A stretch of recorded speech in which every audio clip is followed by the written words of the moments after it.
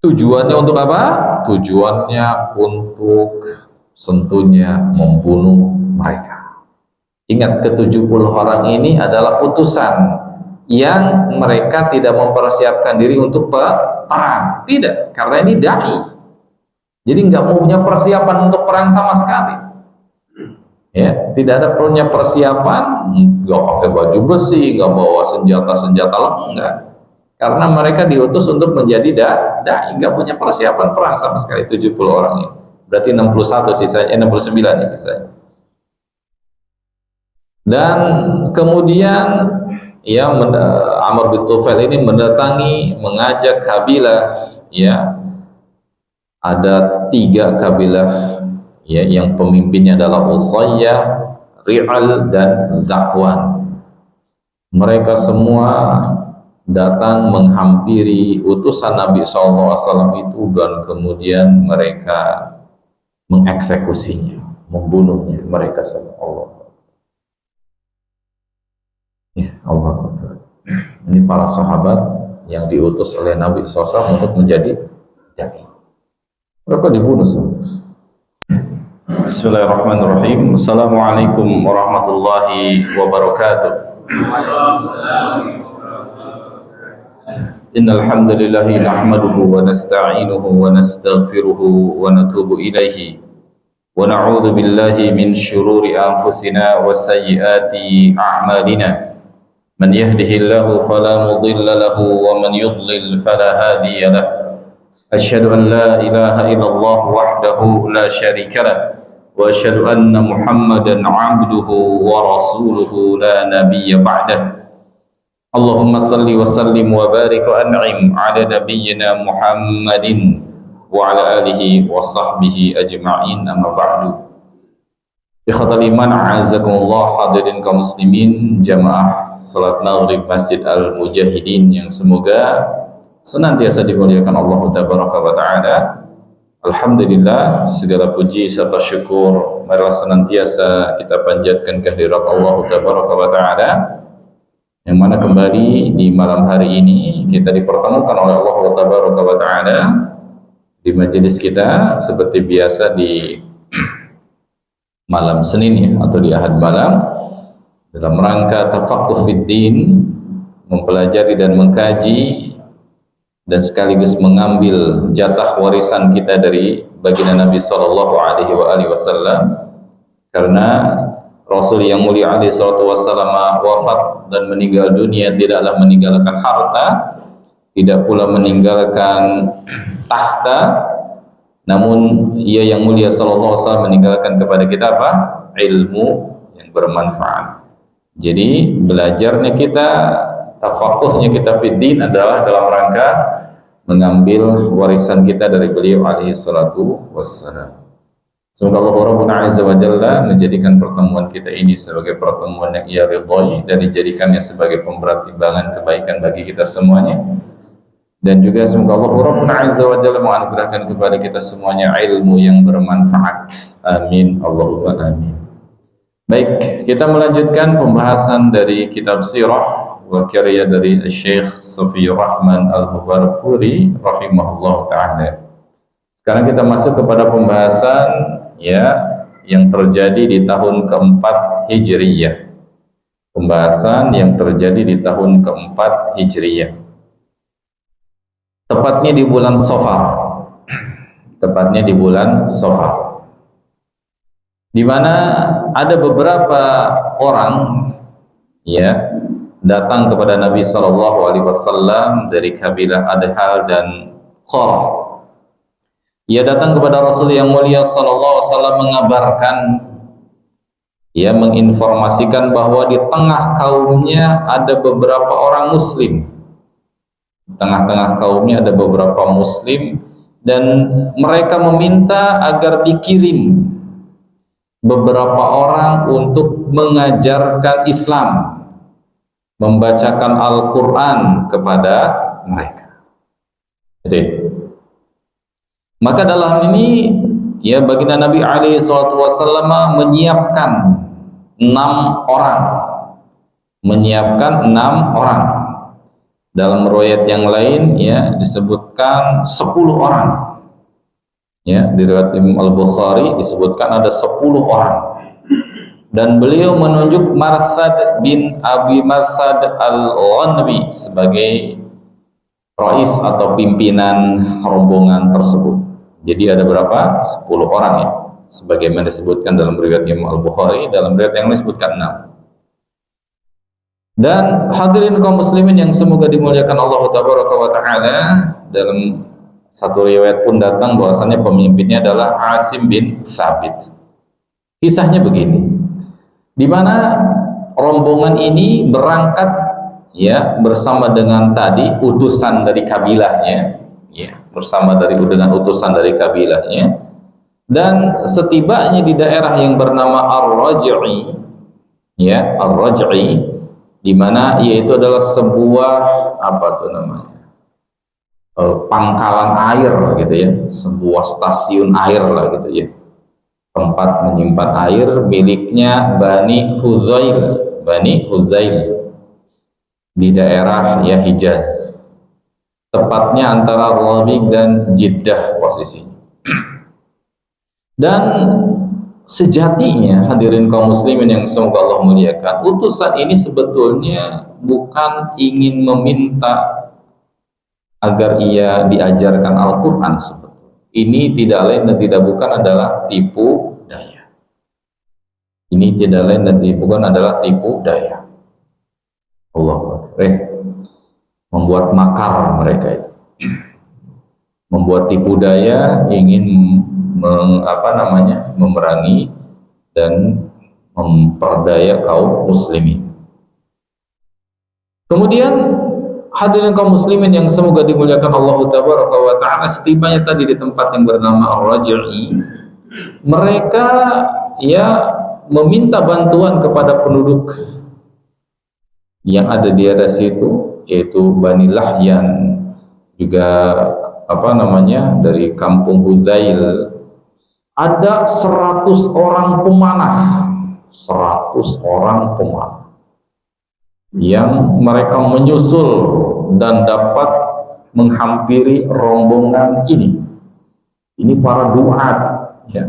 Rombongannya siapa? Para duat, para dai yang diutus oleh Nabi Shallallahu Alaihi Wasallam, yang kesemuanya mereka penghafal Al-Quran.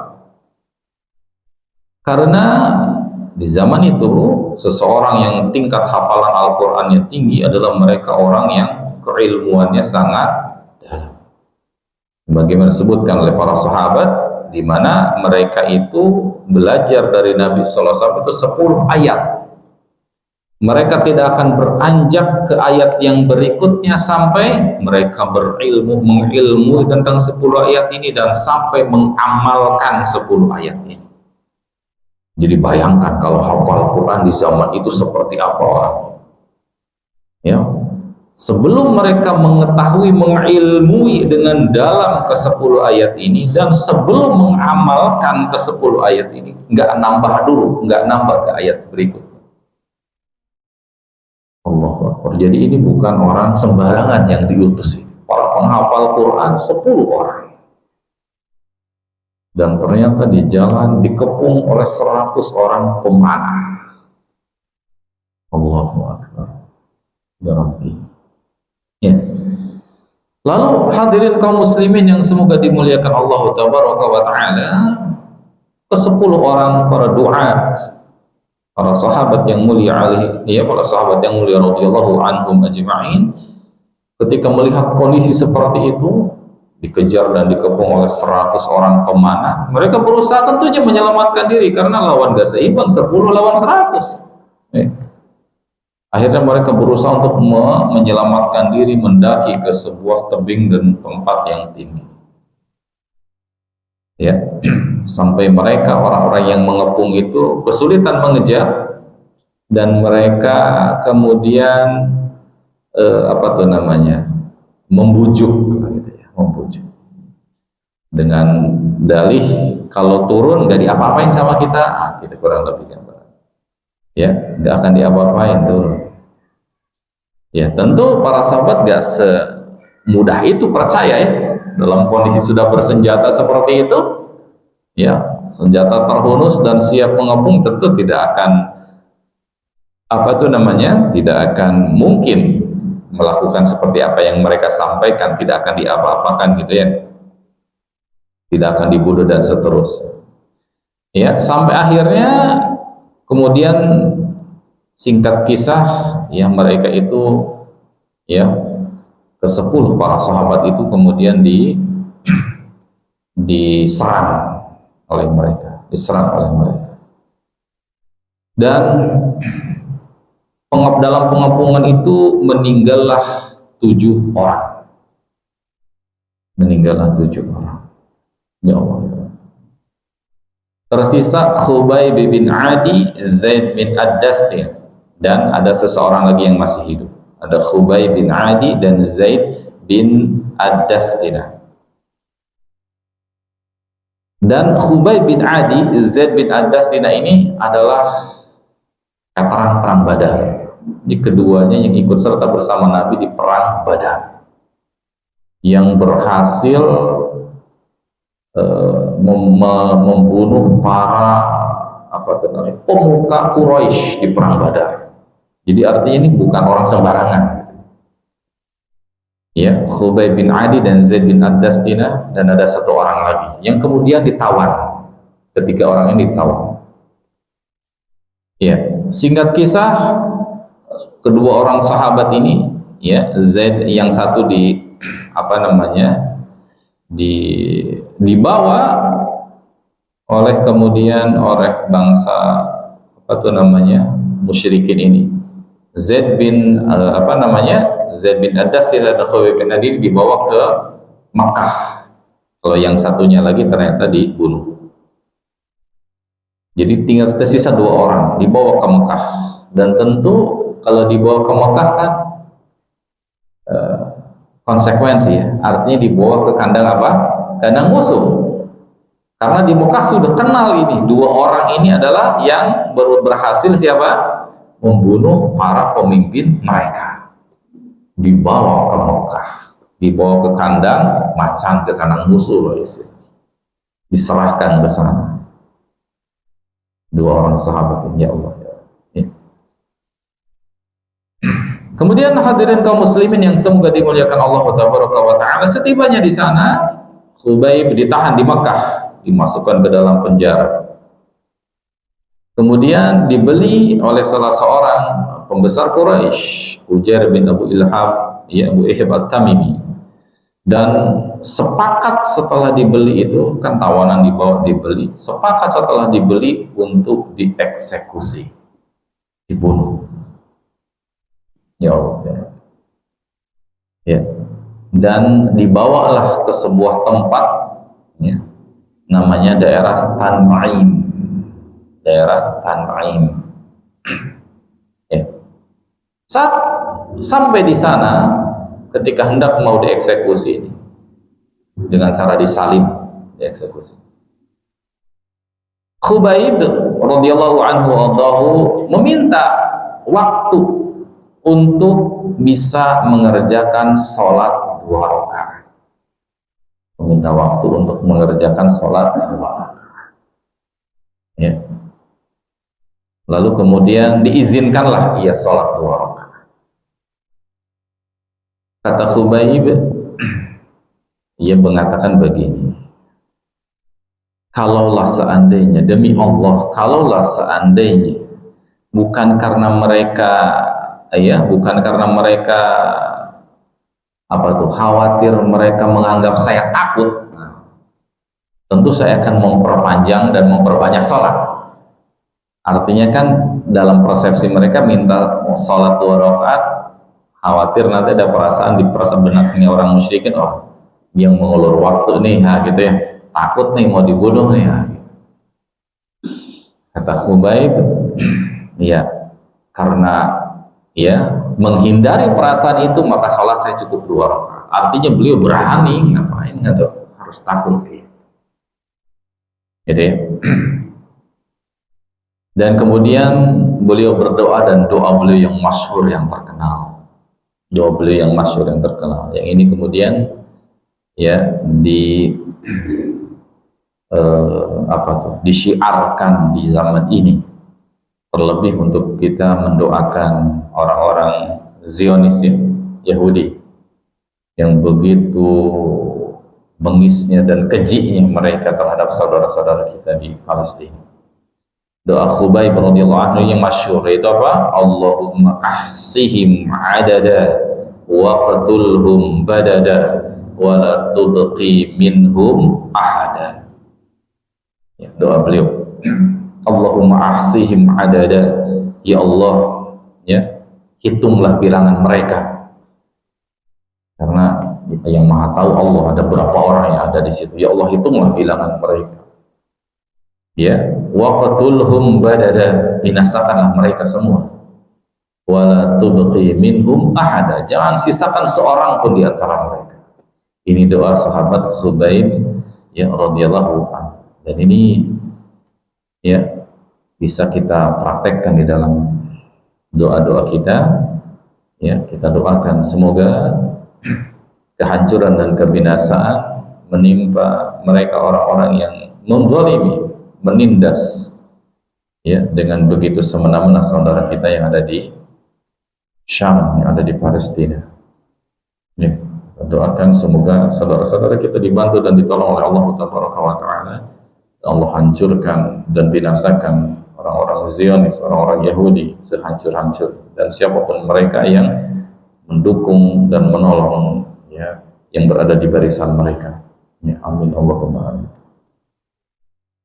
Ini doa Khubayb bin Adi. Allahumma ahsihim adada wa qatulhum badada wa la tubqi minhum ahada.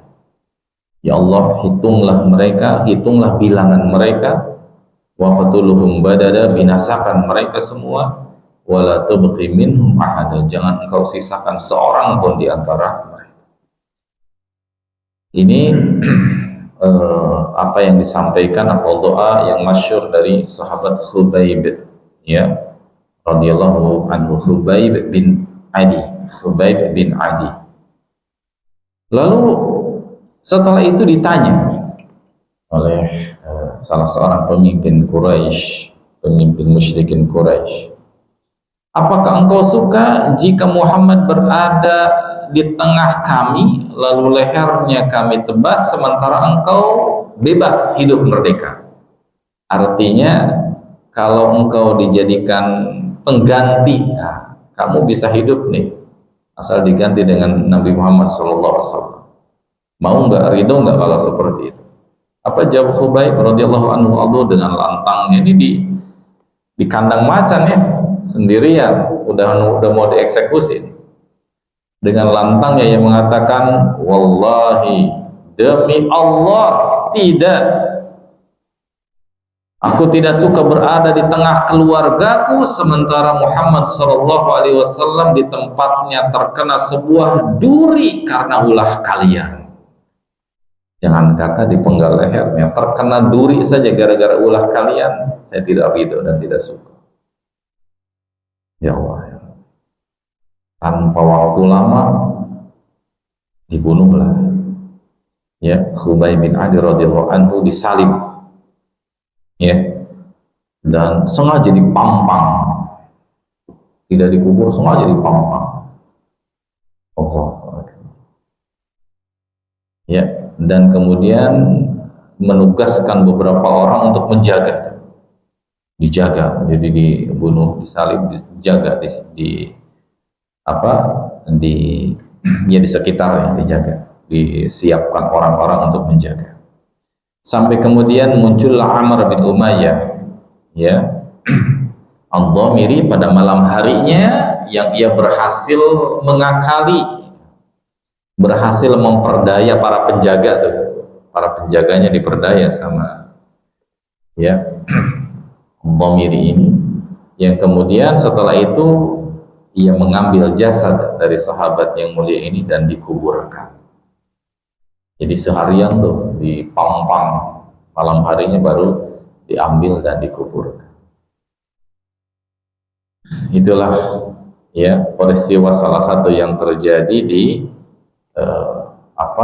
tahun keempat Hijriyah di tahun keempat Hijrah. Dan ada peristiwa yang menarik di sini. Ya, ketika beliau radhiyallahu anhu warḍahu, sebagaimana disebutkan dalam kitab Sahih Bukhari, dalam As-Sahih Sahih Bukhari disebutkan bahwasannya sewaktu ia ditahan masih dalam posisi di penjara, ya, Khubayb bin Adi radhiyallahu anhu terlihat ia sedang memakan setangkai buah anggur. Masuk akal nggak Pak? Di penjara, disiksa tentunya, dalam kondisi di Mekah nggak ada buah anggur, sedang makan buah anggur dalam kondisi di penjara. Iya, masuk akal nggak kira-kira? Masa dikasih makan ketika di penjara? Ini salah satu bentuk apa? Karamah. Allah Subhanahu wa ta'ala memberikan pertolongan, hiburan kepada sahabat yang mulia ini. Jadi ketika dalam kondisi siksaan seperti itu, Allah berikan kepada beliau. Lihat sedang makan buah anggur di dalam tahanan, dalam ruang sel gitu ya. Radhiyallahu anhu wa anhu. Ini bantuan dan pertolongan dari Allah Subhanahu wa ta'ala untuk hambanya yang soleh. Hambanya yang soleh, hambanya yang benar-benar menjaga syariatnya, hambanya yang benar-benar mencintai Rasulnya yang mulia sallallahu alaihi wasallam. Ya, dan rela ia menjadikan dirinya sebagai tameng bagi Nabi sallallahu alaihi wasallam. Berjuang ya bersama dengan Rasulullah sallallahu alaihi wasallam walaupun konsekuensinya nyawa. Walaupun konsekuensinya nyawa. Ini adalah pertolongan dari Allah Subhanahu wa ta'ala untuk sahabat yang mulia Khubayb bin Adi radhiyallahu anhu wa anhu. Baik. Kemudian apa yang terjadi di sahabat yang kedua? Ya. Zaid bin Ad-Dathina. Ya, apa yang terjadi bin Ad-Dathina? Bahwasannya ia ternyata dibeli oleh Safwan bin Umayyah. Ini keluarga Bani Umayyah ya. Karena apa? Karena anaknya ini Safwan bin Umayyah tahu Zaid ini pembunuh bapaknya Umayyah, ya, salah seorang dari pembesar Quraisy. Ini waktu di Badr dibunuh sama ini, dibelilah sama ia dan dibunuh. Gitu ya. Di apa namanya, dua orang pembesar, dua orang sahabat yang mulia ini, para penghafal Quran, para duat, para da'i utusan Nabi SAW, mendapatkan perlakuan seperti itu dan kemudian akhirnya ia dibunuh, gitu ya. Radhiyallahu anhu wa anhu. Dan ada sebuah peristiwa menarik lagi. Kalau tadi Khubayb bin Adi apa? Makan buah anggur dalam penjara. Dalam kondisi di Mekah nggak ada tuh makanan kayak gitu.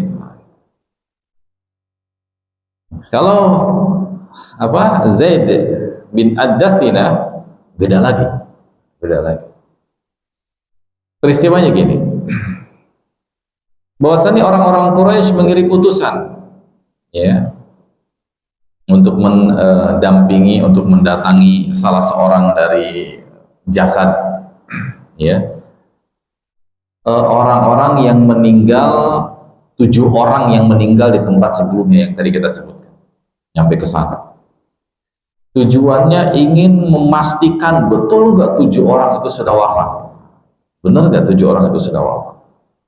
Apa yang mereka lakukan? Ditugaskan mereka untuk memanipulasi, memutilasi jasadnya, jangan sampai utuh tapi dimutilasi, dipotong-potong, ya, agar supaya yakin mereka sudah meninggal semua. Ini ya kekejaman dan kekejian Allah Akbar, luar biasa. Kebencian mereka begitu besar, ya, kepada Nabi SAW dan para pengikut beliau SAW. Kebencian mereka, ya, permusuhan mereka begitu nyata, sampai sudah jasad pun mereka diminta, ditugaskan seseorang untuk memastikan kematiannya, untuk dimutilasi. Namun apa yang terjadi? Allah Subhanahu wa taala mengutus sekumpulan lebah, yang melindungi jasadnya, sehingga utusan-utusan Quraisy itu yang tadinya ditugaskan untuk apa? Untuk memutilasi, dipastikan agar benar-benar mati. Jangan kata bisa memutilasi, mendekati pun tidak bisa, mendekat pun tidak bisa, ya, mendekat pun tidak bisa. Kenapa?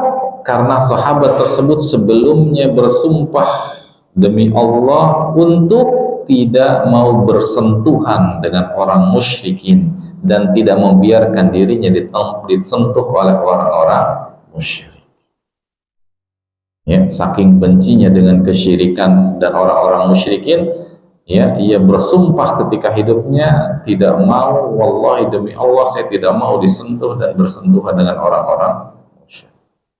Pada waktu itu kata Umar bin Khattab radhiyallahu anhu, Allah menjaga hambanya yang beriman ketika sudah meninggal dunia tidak sampai disentuh oleh siapa? Orang-orang musyrik. Ya, salah satu dari makna dari hadis Nabi sallallahu alaihi wasallam, ihfadillaha yahfazka. Jagalah Allah. Maksud jaga Allah di sini apa? Jaga syariat Allah.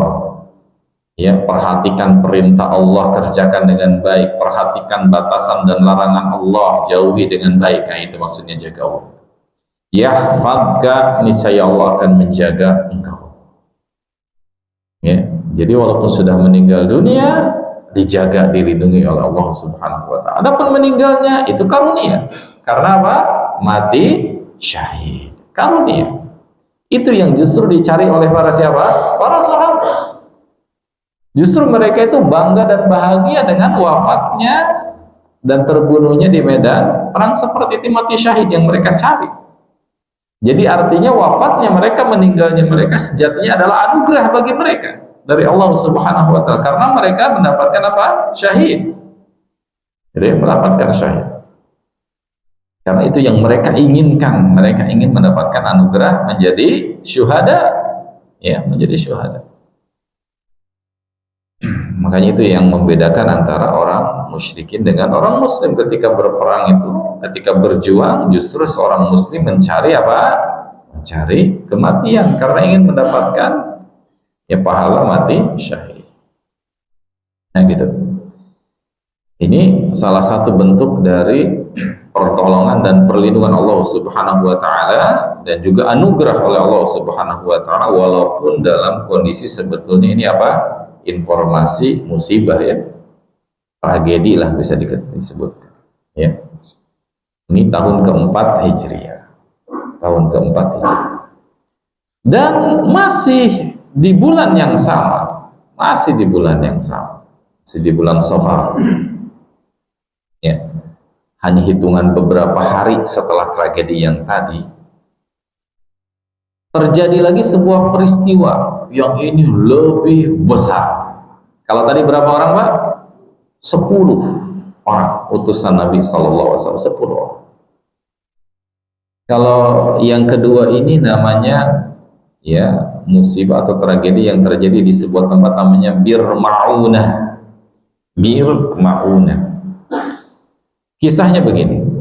Abu Barra Amir bin Malik, ya, ia menemui Rasulullah sallallahu alaihi wasallam, beliau menyerunya, ya, Nabi SAW menyuruhnya untuk masuk Islam.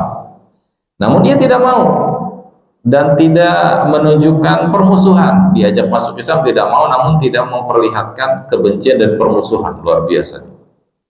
Ya, luar biasa. Ingin memperdaya itu. Seperti baik-baik saja. Namun, dan dia bahkan berkata begini kepada Nabi SAW, wahai Rasul, andaikan saja engkau mengutus para sahabatmu ke penduduk Najd untuk menyeru berdakwah di tengah-tengah mereka, ya, untuk berseru apa, menjadi dai bagi penduduk Najd, ya, di tengah-tengah mereka, dan ia mengatakan akan menjamin keselamatannya, dijamin katanya. Walau Nabi sebelumnya mengkhawatirkan bagaimana keamanan para sahabat kalau diutus ke sana. Sekali lagi, ya Abu Barra mengatakan, Amir bin Malik, saya yang menjadi jaminannya, saya akan jamin. Lalu Nabi SAW mengutus jumlah yang lebih besar karena ini sudah ada jaminan dari pemuka dan tokoh di sana. Dalam satu riwayat mengutus 40 orang. Namun dalam riwayat Imam Bukhari disebutkan 70 orang. 7 kali lipat dari yang sebelumnya. 70 orang. Ya Allah. Ya. Dan pemimpinnya adalah Al-Munzir bin Amr dari Bani Sa'idah. Al-Munzir bin Amr. Al-Munzir bin Amr menjadi pimpinan dari kabilah atau rombongan da'i tersebut. Ya. Dan kesemuanya sekali lagi ke-70 orang ini bukan orang sembarangan, semua penghafal Al-Quran, orang-orang pilihan yang diutus oleh Nabi SAW. 70 orang.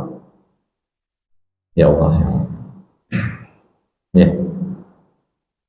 Singkat kisah, sampailah ya di sebuah tempat, ya, di sebuah tempat yang bernama Bir Ma'unah. Nama Bir Ma'unah, di mana di sana ya Harram bin Milhan, ya salah seorang dari 70 orang ini radhiyallahu anhu diutus, ya ketika sudah berada di situ mereka berdiam, lalu mengutuslah Harram bin Milhan radhiyallahu anhu untuk menyampaikan surat dari Rasulullah SAW kepada salah seorang pemimpin kabilah Amir bin At-Tufail namanya. Ya, sesampainya di sana, sesampainya di tempat yang dituju, jangankan dibaca suratnya itu, jangankan dibaca surat, yang ada malah sahabat Harram bin Milhan ini malah dibunuh, ditikam oleh tombak. Dan pengecutnya, ditikamnya bukan dari depan tapi dari belakang, ya, bukan dari depan tapi dari belakang ditikam. Ini kan menunjukkan apa? Sikap pengecut, ya, juga sikap pengecut. Ya, ya. Dan apa yang terjadi? Harram bin Milhan radhiyallahu anhu, sekali lagi inilah ya kehebatan keimanan seorang sahabat ketika melihat darah mengalir dari tubuh beliau akibat tombak yang menembus dari punggung ke depan. Allahu Akbar. Ia malah begitu bangga, ya, sembari mengatakan Allahu Akbar.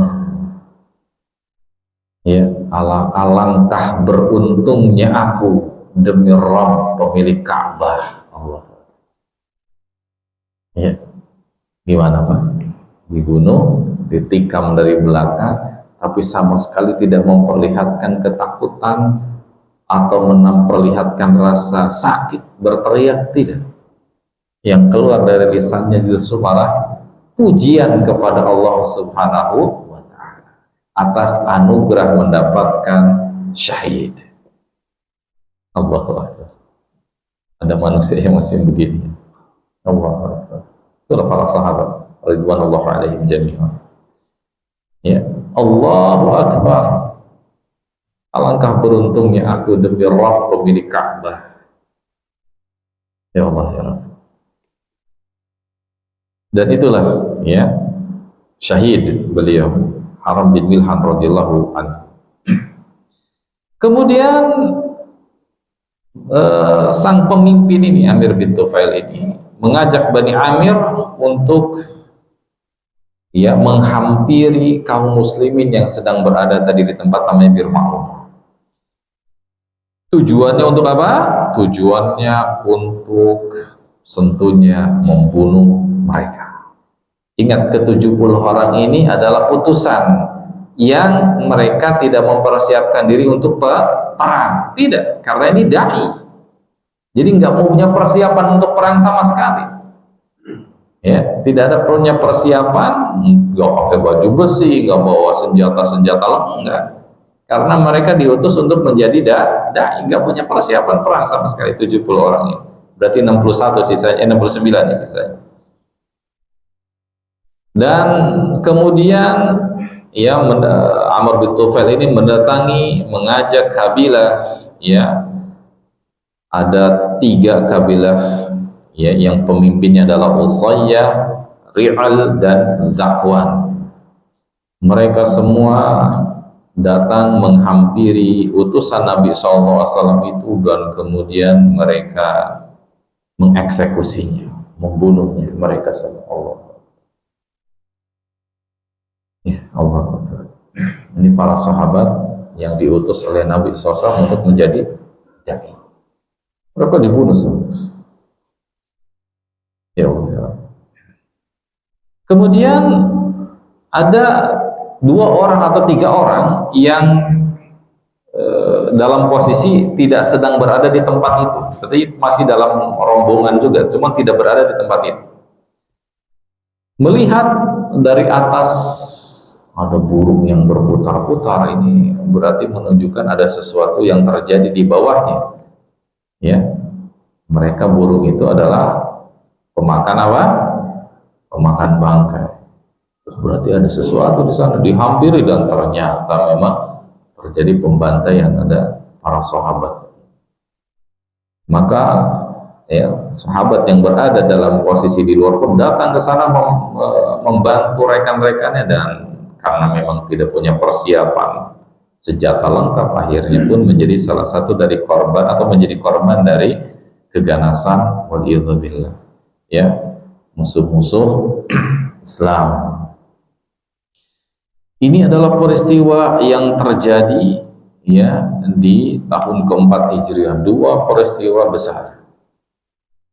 Dan peristiwa itu pun sampai kepada Nabi SAW kabarnya bahwasannya 70 orang muslim itu mereka semuanya menjadi korban di peperangan di peristiwa itu.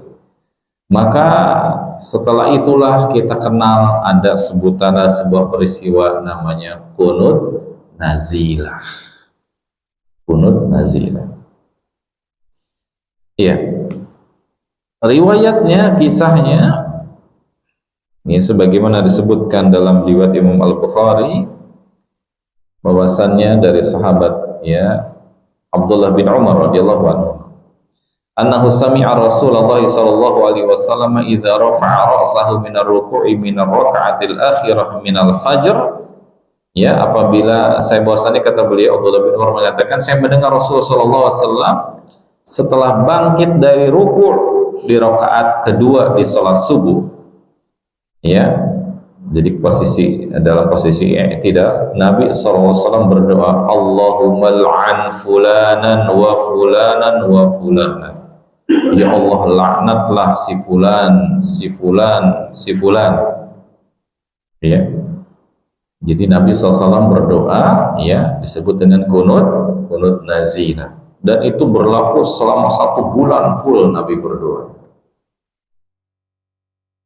Dalam riwayat yang lain, riwayat Al-Bukhari lebih jelas lagi, lebih detail lagi karena Nabi menyebutkan namanya.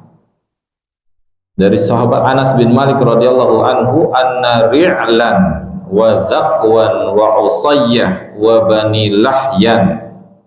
Kata Anas bin Malik bahwasannya Ri'lan, Bani Ri'l, Zakwan, Usayyah dan Bani Lahyan istamaddu Rasulullah sallallahu alaihi wasallam ala aduwin fa'amaddahu bisab'ina minal ansar. Pada awalnya memperdaya gitu ya, memperdaya untuk bisa mengutus 70 orang atau para sahabat tersebut, dan Nabi SAW memberikan ya 70 orang ansor yang diutus ke sana.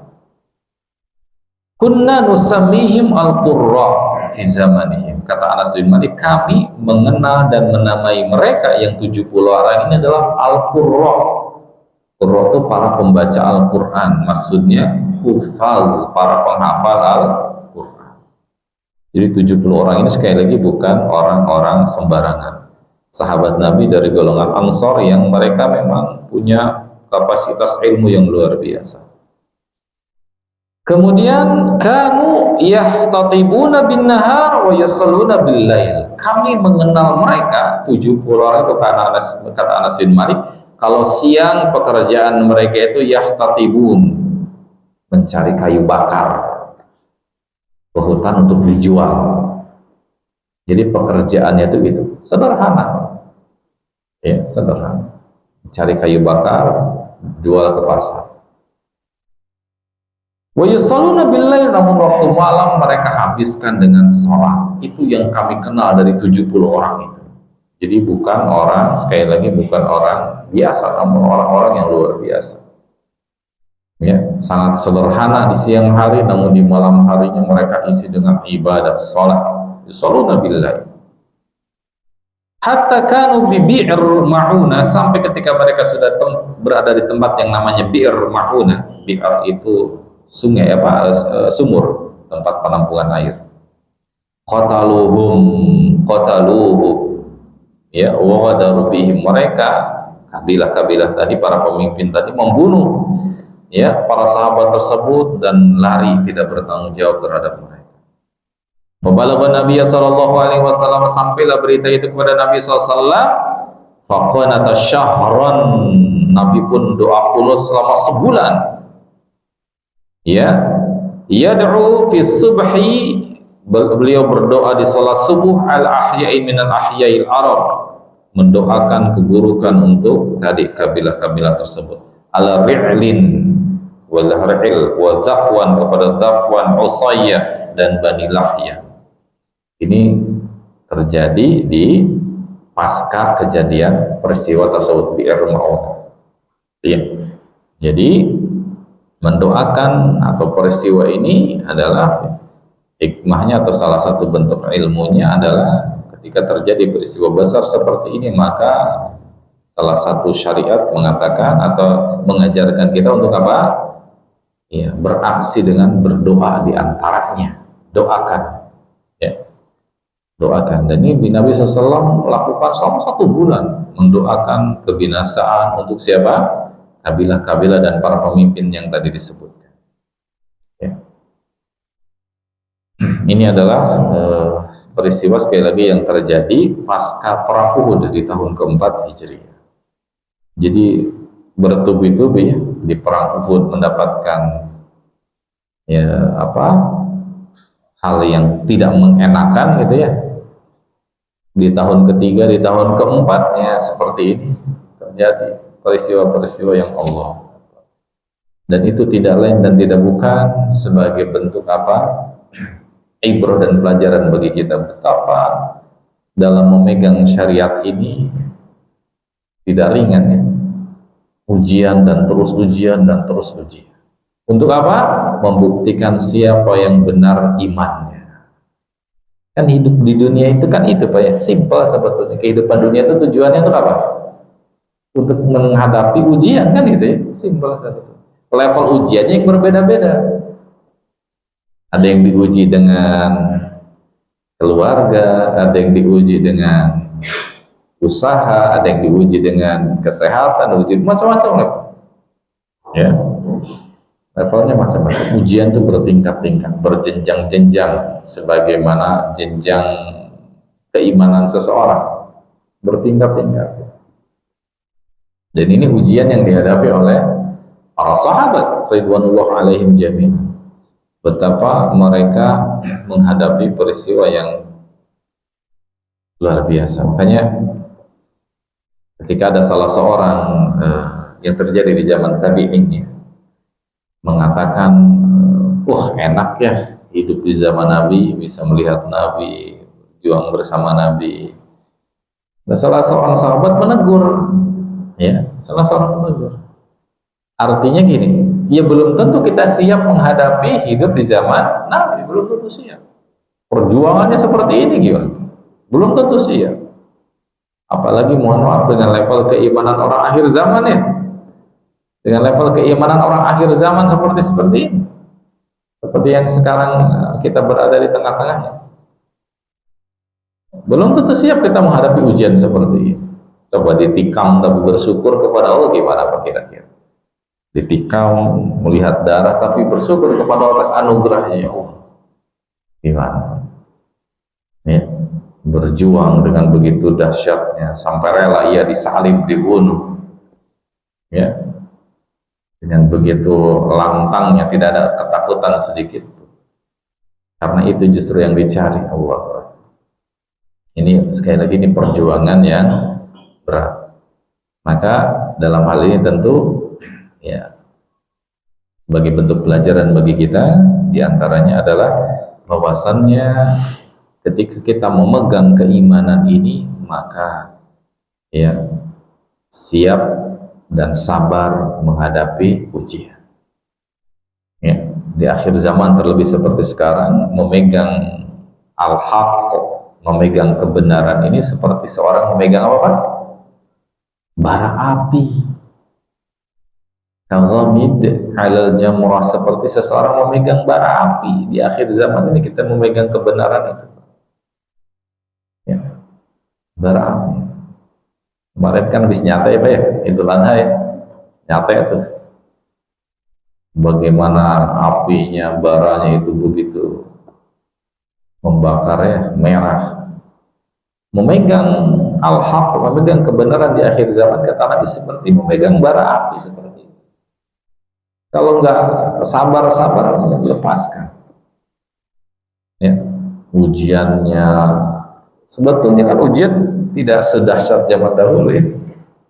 Paling di zaman sekarang apa di apa diujinya? Paling dicibir ya, diomongin, dipandang sebelah mata, palingnya apa lagi Pak? Iya Pak, seperti kamu, iya dicuekin, banyak kayak gitulah. Namun walaupun seperti itu sudah banyak yang tumbang, akhirnya banyak yang tumbang dengan ujian begitu. Ujian tidak sekeras dan sedahsyat apa yang tadi kita sebutkan di zaman itu. Ya, di zaman Nabi SAW. Ya, ini pelajaran berharga bagi kita. Sekali lagi, hidup adalah ujian. Kita harus sabar menghadapi itu. Sabar menghadapi itu. Jangan sampai kemudian menyerah ya, menyerah apa? Tengah jalan. Waliyadzubillah. Ya. Sabar menghadapi ujian dan bahwasannya janji Allah Subhanahu wa taala itu pasti benar. Pasti benar. Allah menjanjikan kepada hambanya yang memegang teguh agamanya ini sampai akhir hayat, maka Allah Subhanahu wa ta'ala berikan kepada mereka jaminan. Salah satu di ayat yang sangat familiar bagi kita, ya, wa basyiril mukhbitin, ayat yang berkenaan dengan pembahasan Idul Adha ya, pembahasan Idul Adha. Baik, nanti insya Allah kita lanjutkan ya. Sekali lagi, semoga ini menjadi ibrah dan pelajaran bagi kita untuk sabar. Sabar ketika kita sedang berada dalam menjaga dan dalam mengamalkan agama ini. Sabar. Ya, sabar dalam kita melaksanakan perintah Allah dan sabar dalam kita menjauhi larangan. Sabar. Ya. Semoga Allah memberikan kepada kita semuanya perlindungan. Amin Allah.